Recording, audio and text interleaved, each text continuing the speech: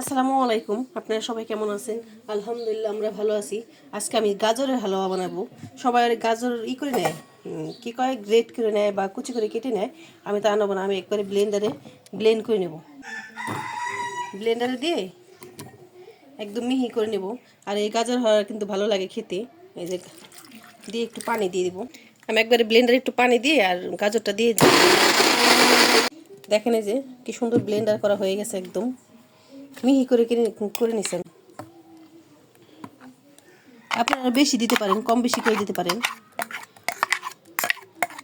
আমি এখানে 2টা গাজর ব্যবহার করছি, আপনারা আরও বেশি করলে বেশি ব্যবহার করবেন। এখানে আমি এই যে 1 বাটি পরিমাণ মতো নিয়েছি সুজি, আর এদিকে হালুয়া বানাচ্ছি যে গাজরটা পিওরটা 1 বাটি হবে।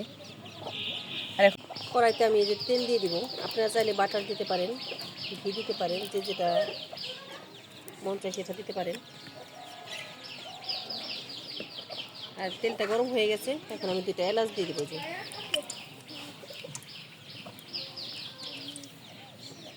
এলাচটা একটু করে নেব তেলে, গ্রামটা যদি বের হয়ে যায়। আর দিয়ে দেবো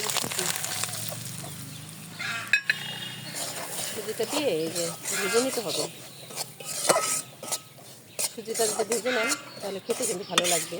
সুজিটা দেখুন ভাজা শেষ, আর এখানে দিয়ে দেবো সামান্য একটু লবণ, আর দিয়ে দেবো ওই যে 1 বাটি পরিমাণে চিনিটা দিয়ে দিছি। আর এখন এই যে গাজর দিয়ে দেবো।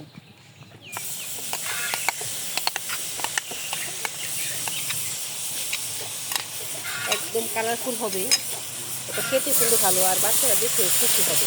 দেখুন কি সুন্দর একটা কালার। অনেকে বানায় গাজর কেটে নেয়, কিন্তু কেটে নেওয়ার থেকে এইভাবে করে দেখবেন, এভাবে খেতে কিন্তু ভালো লাগবে বেশি। দেখেন এই যে গাজরটা দিয়েও কিন্তু আমি ভালো মতো একটু ভেজে নিচ্ছি, যাতে গাজরের অনেক আছে গাজরের ফ্লেভারটা ভালো লাগে না, এই গাজরের ফ্লেভারটা থাকবে না একটু ভেজে নিলে। আর এখানে আমি দিয়ে দিব দুধ দিয়ে দিব। আপনারা চাইলে পানিও দিতে পারেন, কিন্তু আমি দুধ দিয়ে দিব। আমি এখানে দুধ দিয়ে দিচ্ছি, এই যে দুধটা দিয়ে যাতে সুজিটা ভালো মতো কুক হয়ে যায়। আর এখানে আপনারা কাজু বাদাম দিতে পারেন, কাঠবাদাম দিতে পারেন, কিন্তু আমাদের বাচ্চারা একটু বাদাম টাদাম পছন্দ করে কম। দেখেন এই যে আমি ভালো মতো একটু ভেজে নিতেছি, আর হয়ে গেছে কিন্তু। যখনই দেখবেন এই যে এই থেকে কড়াই থেকে উঠে গেছে, তখনই ভাববেন যে একদম পারফেক্ট। দেখেন এই যে কড়াই থেকে ছেড়ে দিচ্ছে একদম, আর হয়ে গেছে। এখন দেখেন, আর এই যে এরকম একটা প্লেট নিচ্ছি আমি, প্লেটে করে তেল দিয়ে নিচ্ছি, আমি নিচে তেল ব্রাশ করে নিচ্ছি, নিয়ে এখন এই যে আমি এটা সেট করে নেব। দেখেন এই যে পারফেক্ট হয়ে গেছে। এখন আমি ছড়াই দেব, আর এটা আমি উপর থেকে এরকম সমান করে নেব। আর এটা অবশ্যই বানিয়ে খেয়ে দেখবেন, এটা কিন্তু অসাধারণ হচ্ছে খেতে। আমি এদিকে দেখেন আমার মুরগিটা কেমন করতেছে। আর এই যে এলাচটা আমি ফেলে দেবো, এলাচ যেহেতু আস্তা দিয়েছিলাম, যেন দেখেন এই যে ফেলে দেবো। আর উপর থেকে আপনারা একটু ঘি নিয়ে এরকম চেপে দিবেন। একবার ঠান্ডা হওয়া পর্যন্ত সেট করে নেব।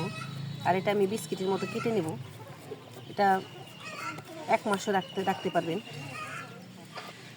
দেখুন এটা খেতে কিন্তু অসাধারণ হয়েছে, আপনার বাসায় অবশ্যই ট্রাই করবেন।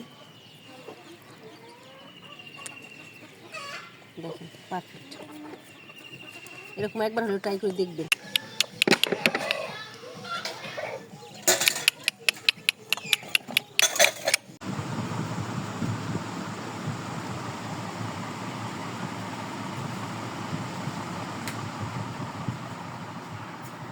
দেখেন এই যে গাজর হালুয়াটা কত সুন্দর হয়েছে, একদম কালারফুল।